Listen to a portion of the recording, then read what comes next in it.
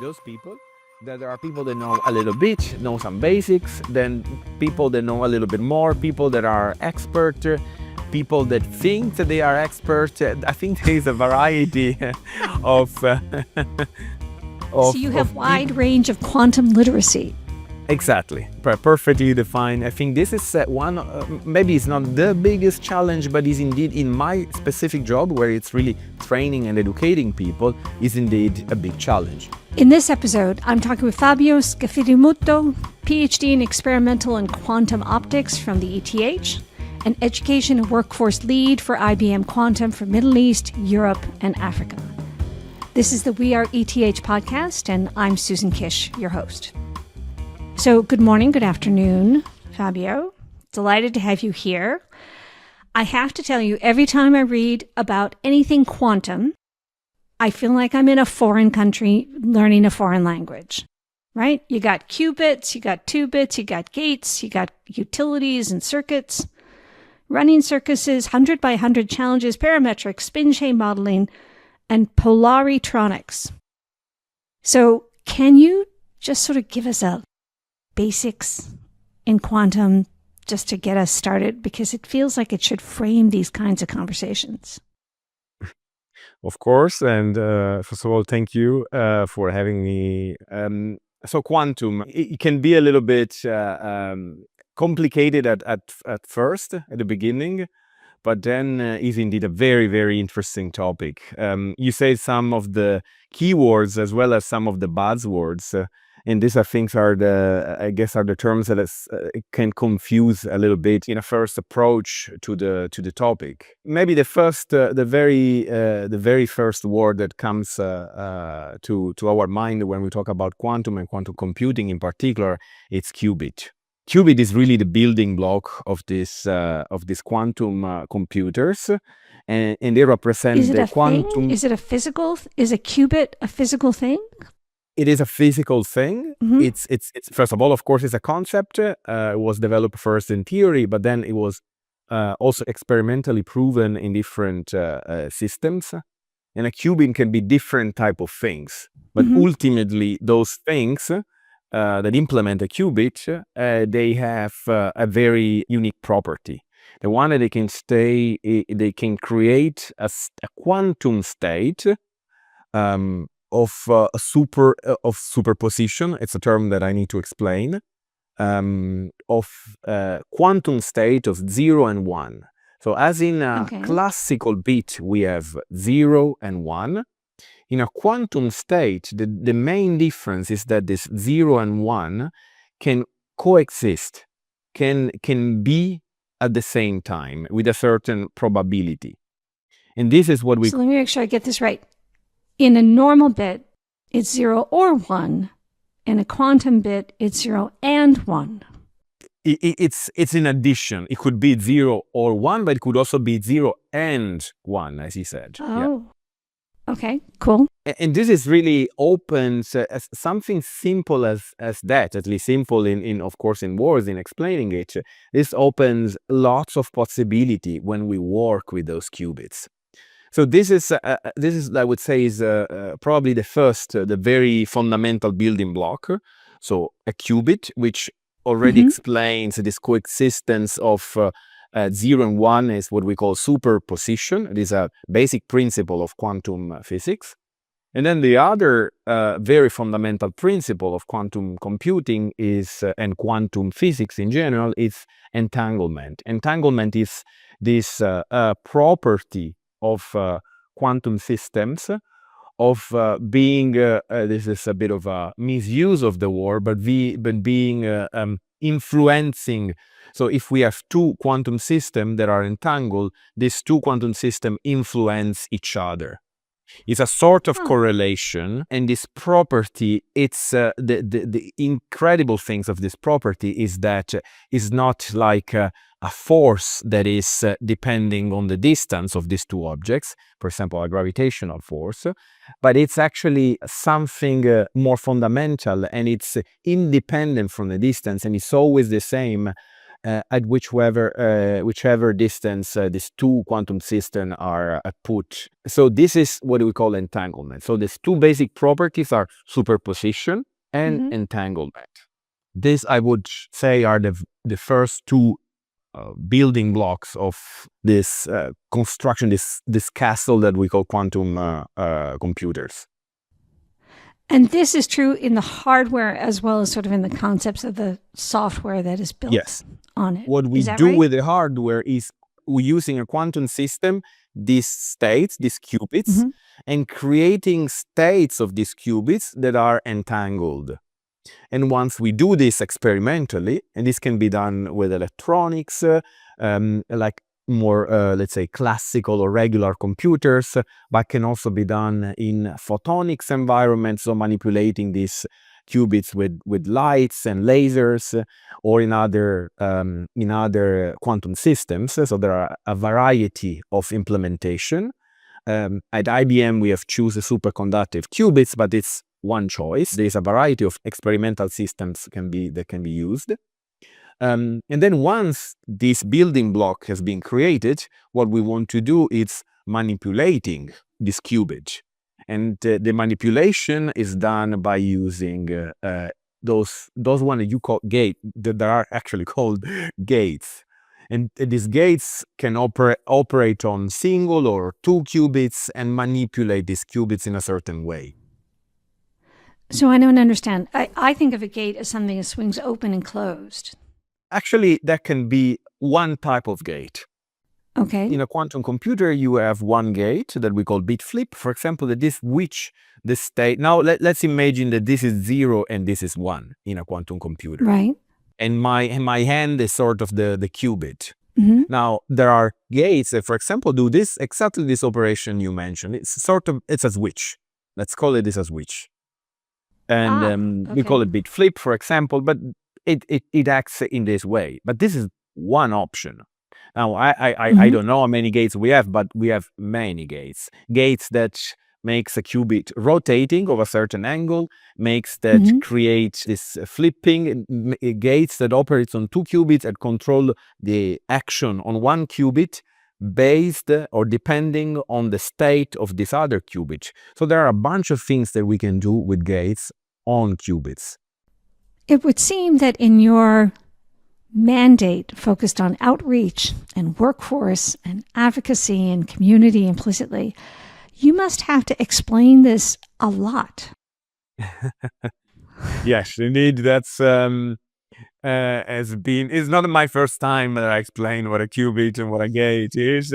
I noticed that. It's definitely part of my job, although I have to say that several years ago, this was kind of a very, very, it was a new topic, and that's actually also not true, because quantum computing in the theoretical or a more academic way has existed for decades.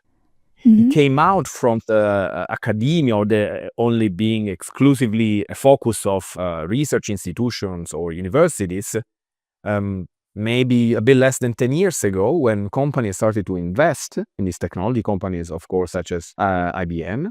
At the beginning, when we started with this endeavor of explaining quantum computing to people, really we had to focus a lot on those building blocks. So what is a qubit, what are gates, what we can do, what is entanglement, how those measurements scale up with the quantum computers compared to classical computers, and so on. Now we start to see that lots and lots of people, like thousands of people, they start to be a little bit more familiar with this concept.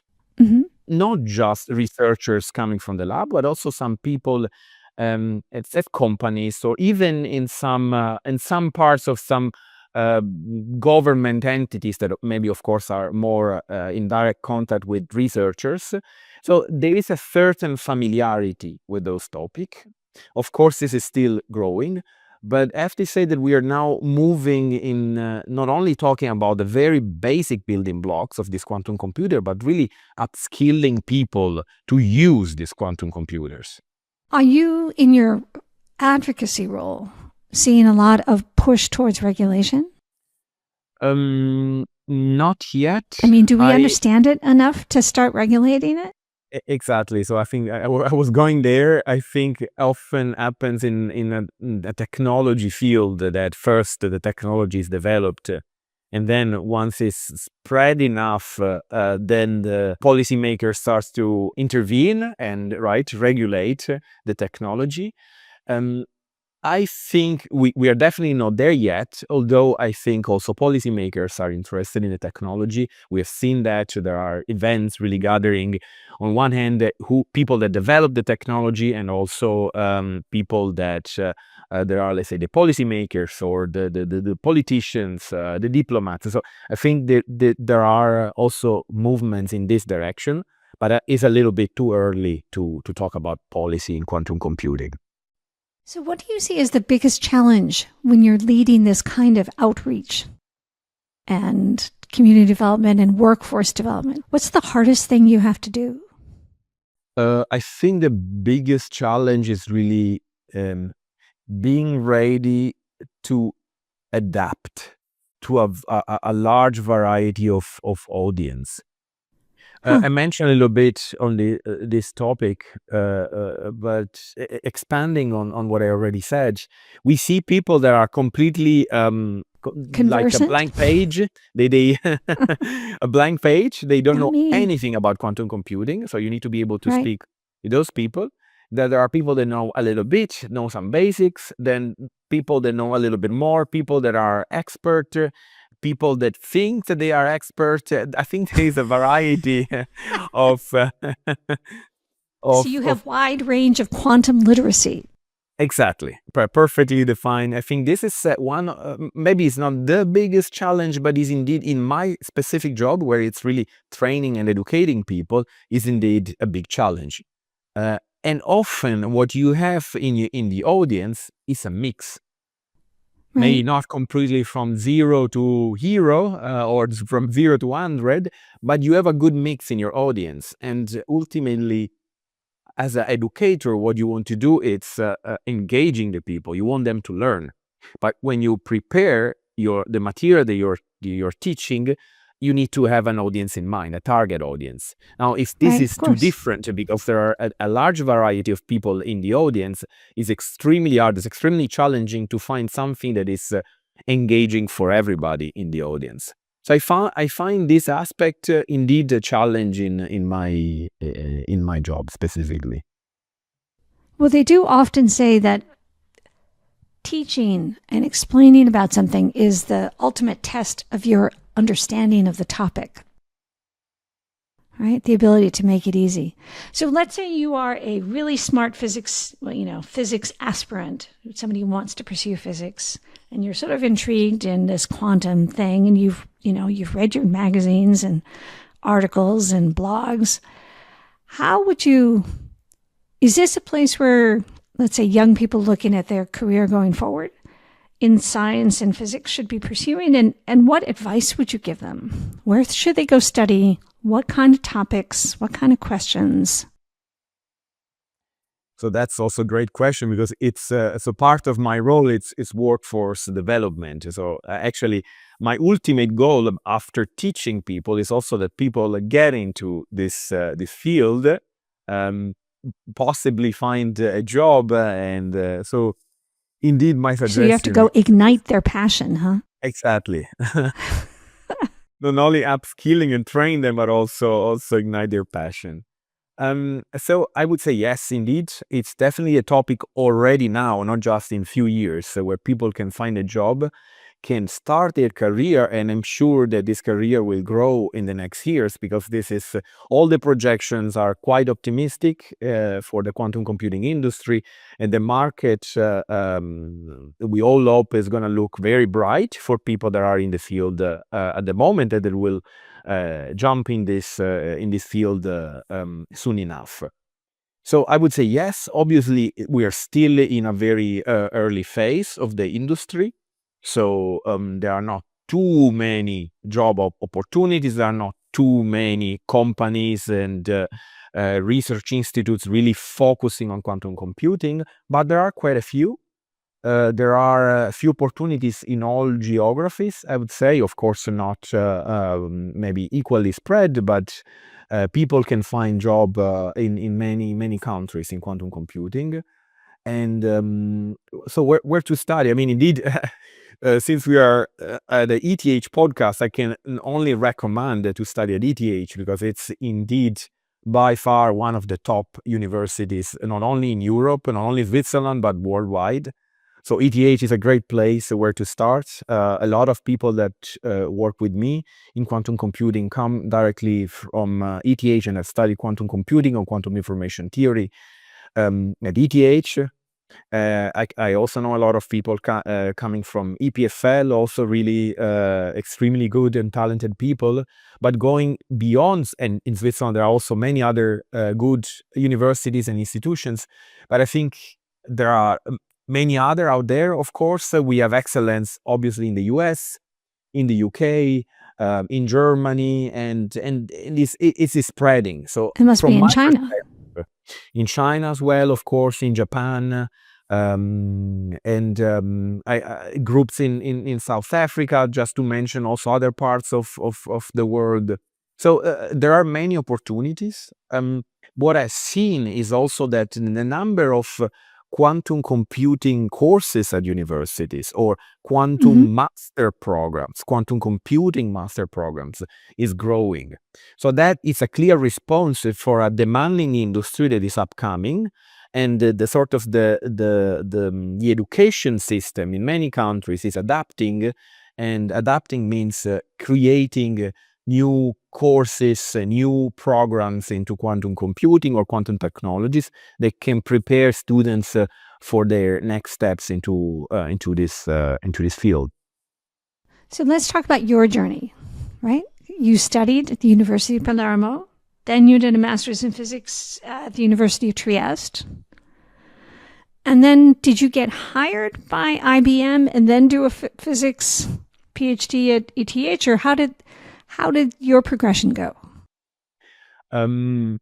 So yes, after my bachelor master in Italy, and then I also did a master thesis in another city in Turin, because I knew I wanted to do some quantum optics projects, really sort of get my hands dirty and doing something in an experimental laboratory. After that, I knew I wanted to go abroad. I wanted to study. I wanted to continue with my PhD somewhere else. And I was exploring different opportunities in the UK, in Spain, in France, and also in Switzerland. And actually, it happened that I saw that IBM was part of a European project together with other partners. And this European project was extremely interesting, was really in something that I was keen on, which is this field of quantum optics, which is quite a broad field. There was, of course, a sub-project or a project within the field of quantum optics. And I applied. And then of course, the interview went well. And then together with my advisor at IBM, we were looking for an academic advisor. And IBM in Switzerland, as an IBM research lab in Switzerland, as a... In Rüschlikon, no less, right? Rüschlikon, exactly. Not far away from the Zurich city center. So the connection with ETH is very strong. Lots of ETH students go to IBM, and vice versa. There is a strong connection. There are collaborations in the research projects, not only in quantum computing.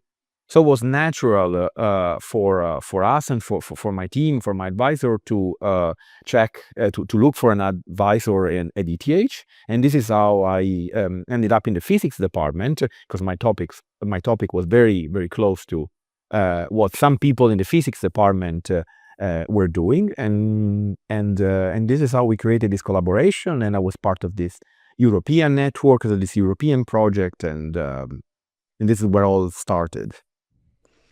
Fantastic. So it sort of went study, job study. And then job. And then job. So I have to ask this other question. Do you miss doing research? Because it sounds like that you have such a broad mandate, you probably don't have time to do your own projects. Very true. And yes, I do miss doing research. On one hand, my job is close enough to research and to working with researchers that somehow I'm that still close enough. But on the other hand, I really don't do research myself, and sometimes I really miss this pleasure of focusing your time in trying to discover something that nobody else has done before. So that pleasure is definitely something which also leads to a lot of frustration, I have to say, but that's, I think, is part of the game. So that part is something that I definitely miss. But I'm happy where I am. Indeed, there are also other way of being satisfied for what I do, and for me, my mission of educating and inspiring other people is also extremely motivating for me. How did your work at the ETH influence your work at IBM and influence your choices? ETH, as well as IBM, in my mind, and I hope in the mind of many, at least in Switzerland, are really top places. So I think this puts you in a perspective of once you think yourself in they are graduating in a top institution and working in a top institution. This puts you in a sort of mindset where you really then want to be driving something meaningful, and that drives impact. Are you still active at the ETH, or I must imagine you recruit there and do some, as you called it delicately, workforce development with the various departments who are relevant. Yes. So as you said, it's really I still collaborate. IBM, of course, collaborates a lot with ETH in several projects, but personally, I'm still in contact with ETH. As you say, in particular with the physics department and the quantum engineering master, because lots of the students that have already graduated there or they're studying in this program, they're really excellent students, and they have great prospect also. They are very interested, of course, in quantum computing, and they are great prospects. You've been working in quantum computing for many years. Sounds like you're going to be working on it for many years going forward. What really fascinates you about the world of quantum? What keeps that passion going? I probably answered the same years ago when I started studying physics. And for me, not only quantum computing, quantum computing is indeed super interesting, that it's an application of quantum theory, of quantum mechanics. And quantum mechanics, I think, is extremely fascinating. The possibility of explaining the microscopic world of atoms, molecules, photons, and how they interact, and how this can impact also, because people tend to think, oh, okay, this is really, yes, interesting, but it's actually maybe cool for a documentary or a National Geographic or something, a niche, because it's not real, has no real impact in our daily lives, but it's actually not true. There are so many applications that have come from laboratories that have worked in quantum physics and are seeing technological applications nowadays. And I really believe that quantum computers is going to be one of them. Fabio, thank you so much. I can see why you're an effective leader and communicator, and that this outreach mandate from IBM Quantum is a great fit. Thank you so much for joining us. Thank you so much for having me. I'd like to close with some of the questions we ask all our guests. And the first one really is, when you were a little boy, 8, 9 years old, what did you want to be when you grew up? I loved animals, and probably also at some point an astronaut came to my mind. But passion for the night skies or the stars in the sky for me was something really from a very early stage. So astrophysics, not astronomy, but astrophysics was something that immediately came interesting for me. And actually, I did not expect to become a quantum physicist, in the sense more focusing on quantum computing. But my initial objective when I started to study physics was becoming an astrophysicist. And what are you curious about now? What are you learning now? I'm very much interested in communications, in really communication in as a general topic. I like to listen to podcasts, to watch TED Talks, to read books on the topic. I found generally, actually, the communication is very close to psychology and how to deal with people and how to interact with people. And I think for me, this is a very extremely interesting topic. Another thing I'm very interested in is actually geopolitics, which is quite different, but I still think it's very, very, actually very important very at the moment. Yeah. But this is something I'm also typically in my free time watching videos, reading, and so on. So that's also another topic. And then many others. I have guitars and playing guitars and music and so on. But okay, enough for now. No, that's a lot. And there is a magical Venn diagram where politics and communication overlap without question, and psychology and all those things. So you spoke about books. What are you reading right now? What's on your bedside table? So one of the books that I'm reading is Surrounded by Idiots. And that is a book on communication. So sort of categorize people in 4 different, now I don't remember the theory behind it. There is a theory behind it, but sort of categorize people in 4 main groups, and let's say tag them with a color. So there are the red people, the yellow people, the green people, and the blue people. And all those in these categories, peoples have certain common traits. And then, so he developed a whole theory on how, based on, so once of course we find out with which type of people we are interacting, then sort of our communication needs to adapt to which means, of course, adapting to the audience. So that is, I think, is very interesting for me. As I said, I like communication as a topic. My job is really focused on communication. So for me, this book is very inspiring.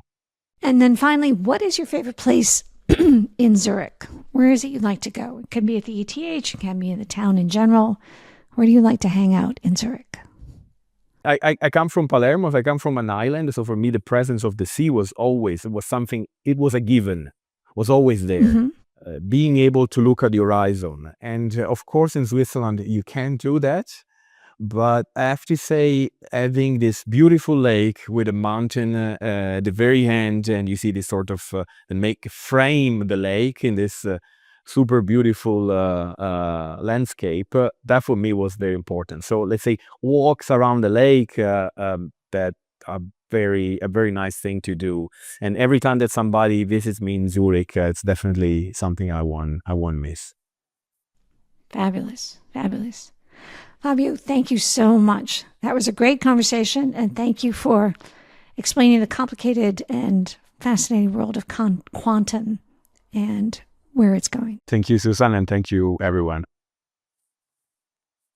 I'm Susan Kish, host of the We Are ETH podcast, telling the story of the alumni and friends of the ETH Zurich, the Swiss Federal Institute of Technology. ETH regularly ranks amongst the top universities of the world in terms of research, in terms of science, and in terms of people. The people who were there, the people who are there, and the people who will be there. Please subscribe to this podcast and join us wherever you listen. And if you enjoyed today's conversation, give us a good rating on Spotify or Apple or YouTube. I'd like to close by thanking our producers, the ETH alumni, and LA Media, and especially to thank you, our listeners, for joining us today.